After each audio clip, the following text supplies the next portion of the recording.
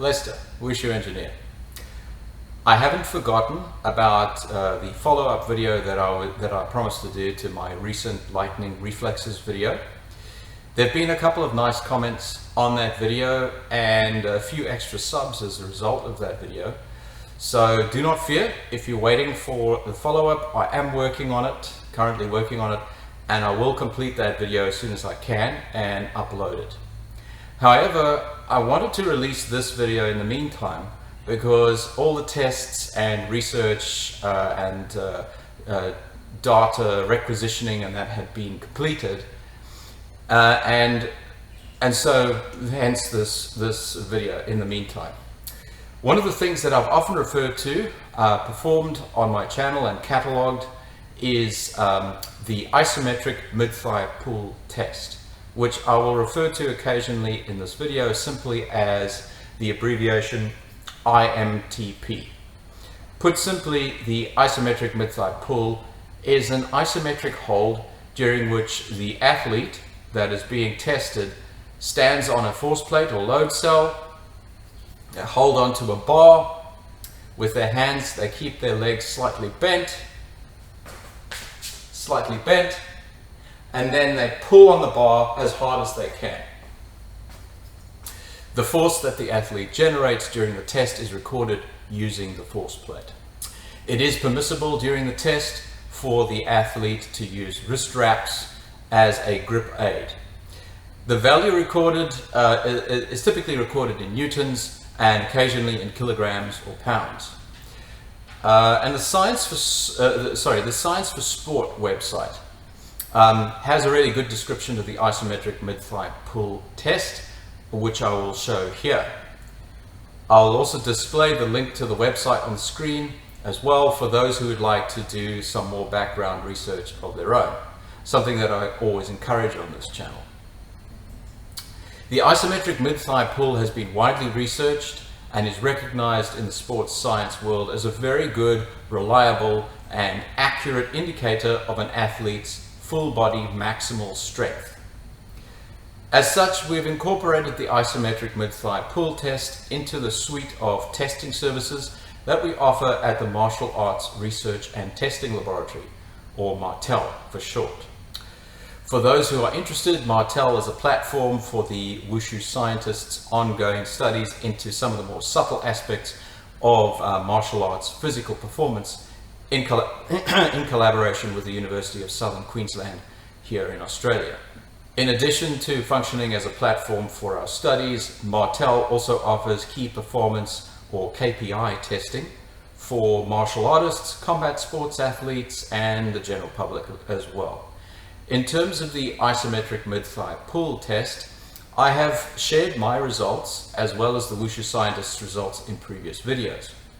However, I believe that in those videos I probably did not present sufficient context to highlight how unusual and counterintuitive our test results are in comparison to other athletes in combat sports and in other martial arts.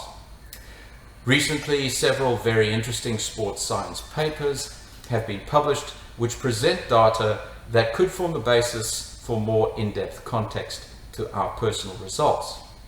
So the Wushu scientists and I decided to perform another set, a fresh set of isometric mid-thigh pull tests for this video, and to compare our results to data presented in some of these papers and in other sources, including some YouTube videos from the likes of KSI and the great Eddie Hall. As mentioned earlier, isometric mid-thigh pull is a good indicator of overall physical strength and athletic performance in athletes. Some of the findings presented in scientific papers regarding isometric mid-thigh pull are quite interesting. IMTP peak force was found to have a strong relationship with deadlift 1 rep max and can be used to estimate maximal deadlift strength. IMTP is an effective predictor of sprint and jump performance in basketball. IMTP is a predicting factor for weightlifting competition performance and correlates strongly with weightlifting competition results. IMTP correlates with strength, sprint, and agility performance in collegiate rugby union players.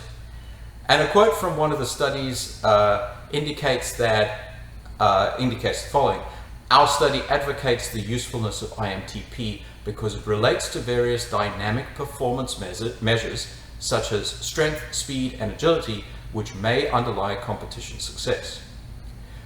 IMTP correlates with sprint and change of direction performance in collegiate athletes." And finally, IMTP values correlated with reactive strength index modified, which is an indicator of an athlete's reactive explosive ability. So some very interesting and important aspects to the IMTP, the isometric mid-thigh pull test.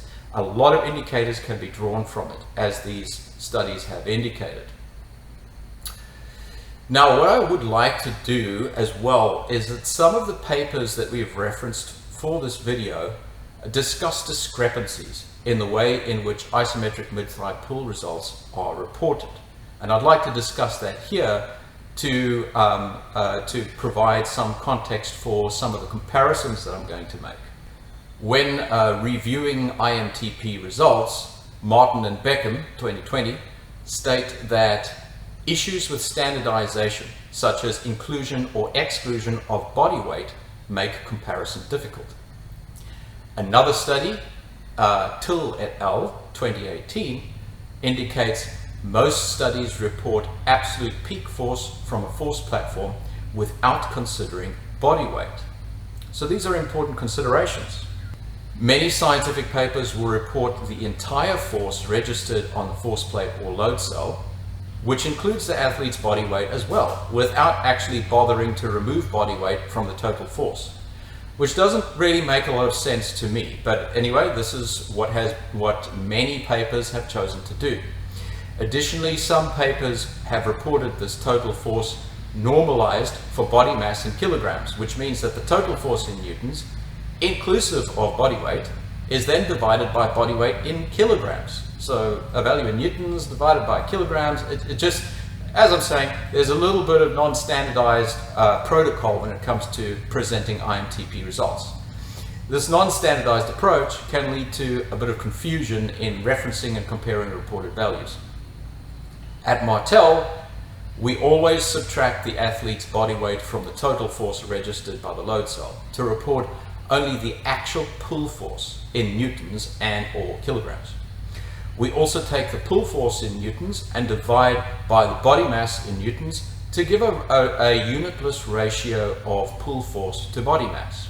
So in other words, how many times an athlete's body weight they are pulling. This seems the most logical way of reporting IMTP results.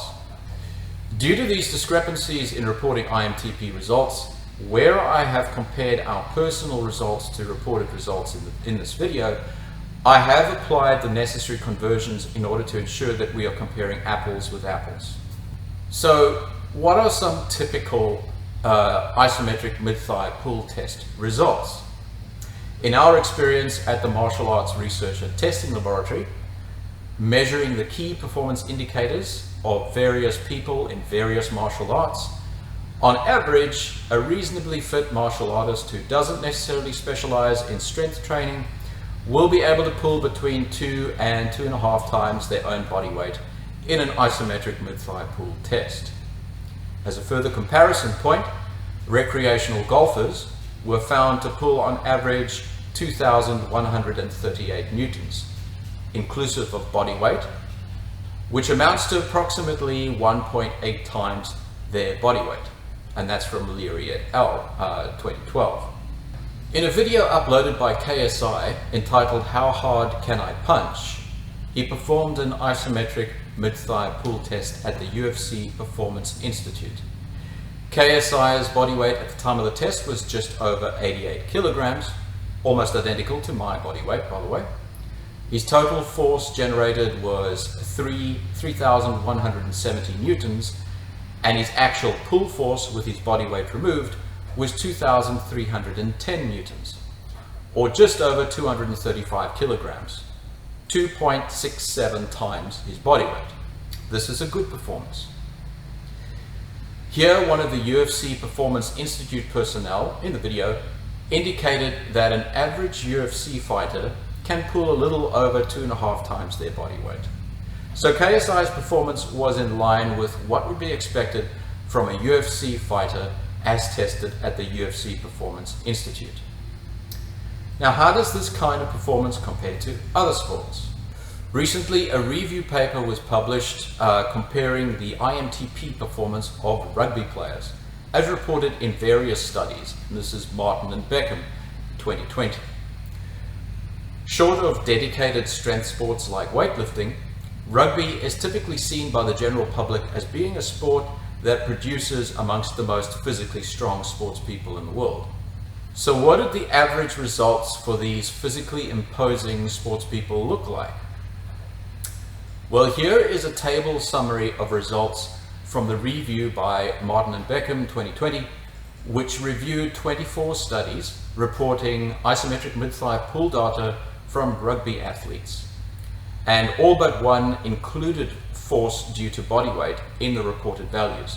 So in this table, we have done some calculations involving the reported body masses from the various studies, removing the average body mass, dealing with the average peak force, and then correcting according to, as I said, removing that body mass, and then giving the net peak force, and then comparing that once again to body mass to get the isometric peak force to body mass ratio. And this is what that looks like for 3 different levels of rugby: youth rugby, academy rugby, and professional rugby. And as you can see, the isometric mid-thigh peak force to body mass ratio rises from 2.4 times body weight in youth to 3.1 times body weight in academy, and then finally 3.4 times body weight in professional. These are much higher than the values we've discussed so far in connection with sports such as UFC, for instance. As a matter of interest, one of the papers referenced in this review paper presented a table containing some typical conventional free weight lift performances of the isometric mid-thigh pull test participants. And this is what that looked like. As you can see, those are some impressive lifts. So the general opinion about rugby players being really strong is actually true. In comparison to a normal person, or even a typical UFC fighter, rugby players can generate significantly higher isometric mid-thigh pull scores. Well, since I mentioned weightlifters earlier, how do weightlifters compare in terms of their isometric mid-thigh pull values? A paper entitled Power and Power Potentiation Among Strength Power Athletes, preliminary study by Stone et al. In 2008, presented some isometric mid-thigh pull results for a group of 4 male and 3 female United States national class weightlifters who had all made the 2003 World Championship team. As mentioned earlier, some papers report isometric mid-thigh pull performance as total force inclusive of body weight divided by body mass in kilograms. This was one of those papers. And this table shows those basic results. So as I mentioned, these are inclusive of body mass. So we've prepared another table which takes some of those values and accounts for body mass. And we have taken those averages and we've then calculated what the net isometric peak force is, the average net isometric peak force. And as we can see from the table, it's 4,142 newtons, and the isometric peak force to body mass ratio then amounts to just over 4 times body mass, or 4.31 times body mass or body weight. So these values are much, much higher than what an average fit person would be able to generate, and also far higher than what rugby players could generate at an average of, as I mentioned, just over 4 times the body weight of the weightlifter. But these are weightlifters. These are legitimate, dedicated strength athletes. Of course, since we're talking about weightlifters, how does an absolute unit like Eddie Hall, world's strongest man 2017, and once holder of the world deadlifting record of 500 kilograms, measure up in terms of isometric mid-thigh pull? Well, Eddie Hall uploaded a video entitled 750 kilogram or 1,653 pound deadlift, Eddie Hall versus Loughborough University, during which he performed a series of isometric mid-thigh pull tests. He performed a couple of warm-up tests during which he was pulling around 4,500 newtons or just over 450 kilograms. He finally followed with his best result, during which he pulled 7,483 newtons or just over 760 kilograms. This is an insane amount of force. But of course, this is Eddie Hall we're talking about here. Fortunately, the results presented by Loughborough University accounted for his body mass and removed it from the total force, making the comparison easier. As noted on their results spreadsheet, Eddie Hall's body mass at the time of the test was 1.537 volts multiplied by their conversion factor of 1,124.75 newtons per volt, which gives us a total of 1,728.74 newtons for his body mass, or 176 kilograms. So he was quite heavy at the time that he did this series of tests. Now, when Eddie Hall's body weight is taken into account and the ratio of IMTP pull force to body weight ratio is calculated, we get approximately 4.32 times his body weight. So despite the ridiculously high absolute pull force values generated by Eddie Hall, his strength to body weight ratio is still approximately in the middle of the range that would be expected from a weightlifter, which is interesting. Perhaps this is indicative of a kind of law of diminishing returns when it comes to strength to body mass ratio in terms of the mechanics of the human frame. Despite the fact that his absolute values are so high, the mass of his muscles necessary to support that strength increased disproportionately, keeping his strength to body weight ratio in the same range as a typical weightlifter. It should also be noted here that many of the athletes tested in the papers mentioned earlier may actually be enhanced athletes. Now, what do I mean by enhanced? Well, in other words, many of the athletes tested may have used or may have been using various banned performance-enhancing drugs, substances, or also known as PEDs, including steroids. The fact that there are drug testing protocols associated with many sports does not prevent many athletes from still using them and bypassing those tests in various ways. So essentially, many of the people whose values have been presented here may be what you could call enhanced athletes or even superhumans, because the PEDs that they have used have pushed their performance up above what they would be capable of naturally due to their natural genetic constraints. So now that we have some convenient points of comparison, we can come to our own IMTP tests. Before I show the video footage of the tests, our test setup should be discussed briefly because there are a couple of aspects of the test setup that may have a negative influence on our measured performance. Our test setup consists of a single lodestar load cell sampling at approximately 1 kilohertz with connection points on either side of the base for a chain and bar setup to be connected. The athlete stands on the load cell force plate and then pulls on the bar to create the pulling force.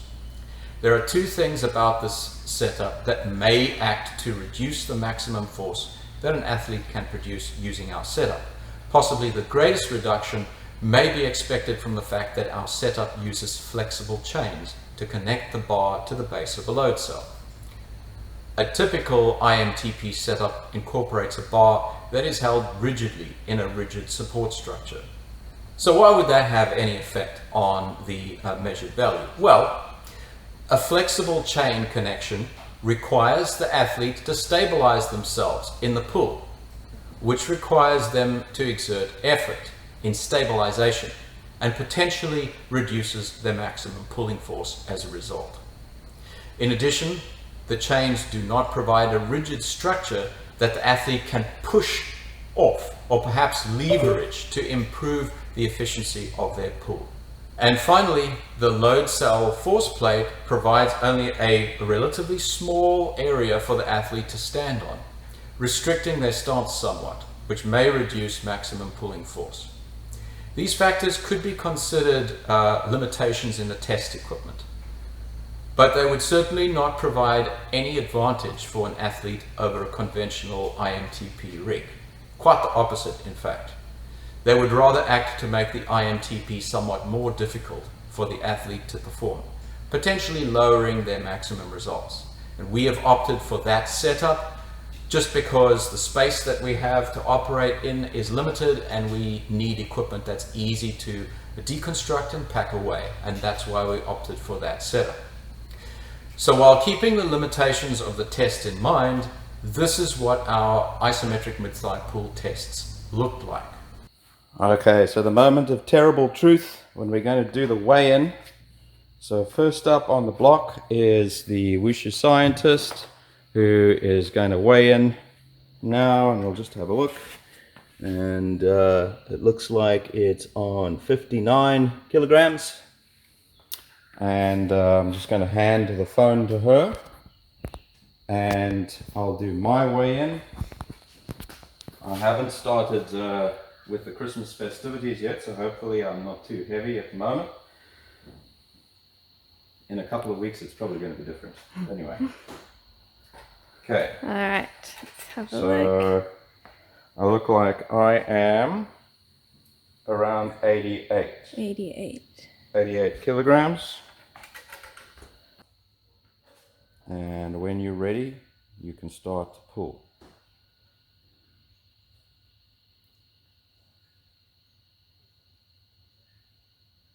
Pull, pull, pull, pull, pull, pull, pull, pull, pull, pull. Okay. So you peaked at this time at 2,907 newtons. Very good. Okay, when you're ready. Pull, pull, pull, pull, pull, pull, pull, pull, pull, pull, pull, pull, pull, pull, pull. Keep it up, keep it up, keep it up, keep it up, keep it up. Good. Good job. That was 4-5. 4,551. 4,551. 4,551 newtons. Now, before I discuss the results of our tests, there are a few things that should be mentioned in order to provide further context. Neither the wushu scientist nor I are what you would consider particularly genetically gifted. I have to be very careful about what I say because I could end up getting a swift kick in the gut sometime, but the wushu scientist would agree that she is not special in terms of physical competency. We are not strength freaks, despite what I would have liked to have believed in my teenage years. You know, we all want to make believe that we are something special when we're teenagers, but then we grow up. Neither of us is artificially enhanced, nor do we take banned performance enhancing drugs such as steroids or SARMs or the like. Although we do practice a form of strength training as part of our normal training routine called potency training, neither of us practices what could be considered a conventional lifting regime, which might include things like squats, deadlifts, or conventional bench press and the like. We just don't have the time in our busy training program to consider incorporating much in the way of conventional strength training. We do train extensively, but at least 40% of our training regime comprises traditional forms training. The rest is made up of sparring, bag work, calisthenics, stretching, partner practice, qigong or breathing training, potency training, and the like. We are Kung Fu practitioners, self-defense instructors, and teachers. The wushu scientist is also a Yang-style Tai Chi teacher. When you think about athletes, who might be considered physically strong, a Kung Fu instructor typically wouldn't feature on your list, let alone a Tai Chi instructor. Lastly, we are not young. I will actually be turning 48 next year. Now, I'm not going to risk a disturbance by sharing the Wushu scientist's precise age, but let's just say that she's very close to the big 4-0. So in summary, we are nothing special. We're getting on in years, we do not do conventional strength training, and we're traditional martial arts instructors. Not what you would consider strength-based powerhouses. Now on to our performances. These plots show our performances as recorded by the load cell. The Wushu scientist's maximum pulling force was 2,907 newtons, inclusive of body weight. The Wushu scientist's body weight was 59 kilograms or 579 newtons. So her pulling force, which is the maximum force minus her body weight in newtons, was 2,328 newtons or 237 kilograms. Her isometric mid-thigh pull to body weight ratio was 4.01. The Wushu scientist was thus pulling 4.01 times her body weight. My maximum force was 4,551 newtons, inclusive of body weight. My body weight was 88 kilograms or 863 newtons. So my pulling force, which is of course my maximum force minus my body weight in newtons, was 3,688 newtons or 376 kilograms. My isometric mid-thigh pull to body weight ratio was thus 4.27. So I was pulling 4.27 times my body weight. It should already be clear that these results are very high in comparison to the reference values that I presented earlier.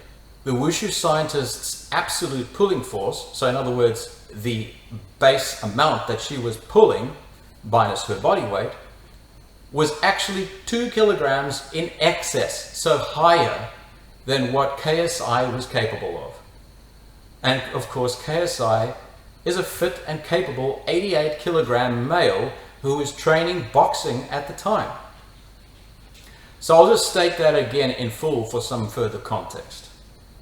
KSI's isometric mid-thigh pull was beaten by a 59 kilogram, 40-year-old female Tai Chi instructor.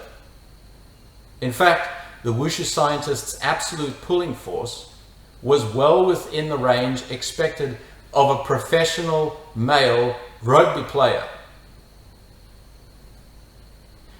My absolute pulling force was very much in the range reported for weightlifters, despite me not being a weightlifter. However, our isometric mid-thigh pulling force to body weight ratio was where things really got interesting. We were both pulling over 4 times our body weight. This ratio is what was reported in relation to weightlifters performing the isometric mid-thigh pull test. In fact, despite the fact that Eddie Hall blew my performance out of the water with his absolute pulling force, his isometric mid-thigh pulling force to body weight ratio was only a little bit higher than my own. My performance and the Wushu scientist's performance are very close, with both of us pulling over 4 times our body weight. Neither of us are freaks, as you could tell. We don't train conventional weightlifting, so why is our strength relative to body weight similar to that of a weightlifter? Well, let me try to go some way towards explaining that. Although the systems of Kung Fu and Tai Chi that we teach are traditional and are not typically competitive sports-based systems, we have a very strong emphasis in our training on real-world application in terms of fighting, sparring, and self-defense. But that doesn't really explain the unusual difference in our maximum strength tests. As part of our emphasis on real-world application, we have a significant focus within our system on what we call potency training. In a nutshell, potency training is a process of learning how to apply internal training concepts to enhance a practitioner's ability to manipulate force in various ways. In short, it is an internal approach to strength training, geared specifically to enhance combat ability and martial performance. So rather than emphasizing the building of bigger and stronger peripheral muscles like modern bodybuilding does, for instance, it relies more on developing control of internal organs, spaces, enhanced muscle recruitment, breath control, enhanced neural and nervous control, and mental control to modify force production.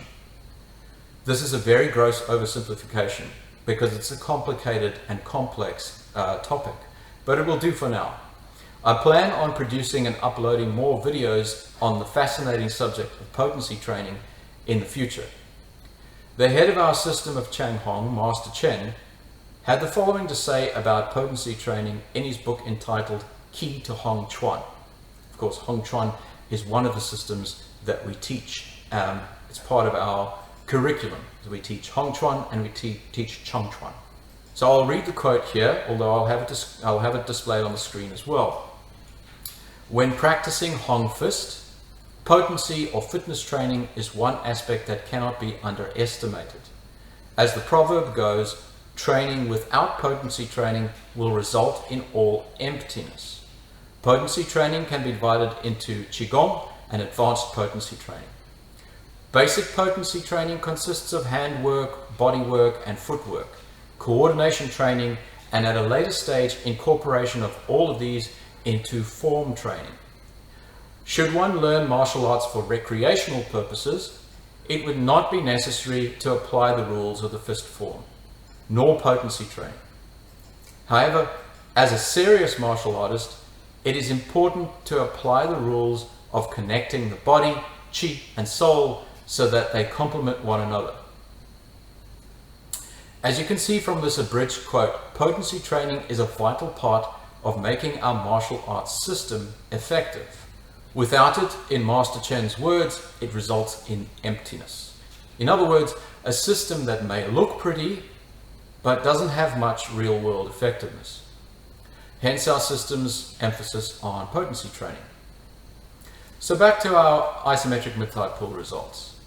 The Wushu scientist in a paper entitled The Control of Respiratory Pressures and Neuromuscular Activation to Increase Force Production in Trained Martial Arts Practitioners, which was published in the European Journal of Applied Physiology, found that martial artists training in our system of martial arts were capable of generating and resisting significantly higher levels of force than a matched control group of equally active individuals. The performances of these trained martial artists correlated heavily with their ability to create and control intra-abdominal pressures. Intra-abdominal pressure and fluid movement in the body is heavily linked to the traditional concept of qi, as evidenced in our own research and in several new papers that have been published recently, such as the paper entitled Understanding Qi Running in the Meridians as Interstitial Fluid Flowing via Interstitial Space of Low Hydraulic Resistance by Zhang et al. 2018. In this paper, it is stated that we propose a conceptualization of qi as being similar to the interstitial fluid, and the meridians as being similar to interstitial space of low hydraulic resistance in the body. Hence, qi running in the meridians can be understood as interstitial fluid flowing via interstitial space of low hydraulic resistance. So what I am suggesting is that the very unusual strength performances that we demonstrated in our isometric mid-thigh pull results comes as a result of our specific traditional training program that incorporates a significant component of potency training. We are both better able to use various forms of internal control to enhance our force output, making us potentially more efficient and more able to generate forces than conventional sports people who follow conventional training programs. Of course, being able to maximize force output and minimize body mass yields a far more effective and efficient fighter, hence its real-world importance. Now, I had a lot of fun putting this video together. It was a hang of a lot of work, okay? There was a lot of research that had to be done. But it was very enjoyable. I enjoyed doing the research. We enjoyed doing the research and performing the tests. This is actually an area that absolutely fascinates me.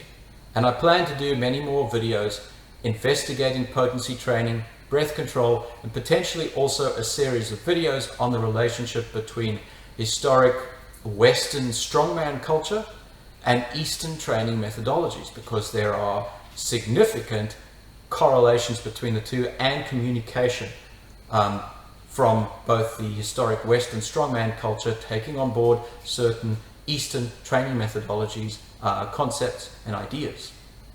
And maybe there will also be an opportunity for me sometime down the line to talk about one of my early inspirations, the great Joseph Greenstein, aka the Mighty Atom. I hope you enjoyed this video, and I'll see you all again next time. Cheers.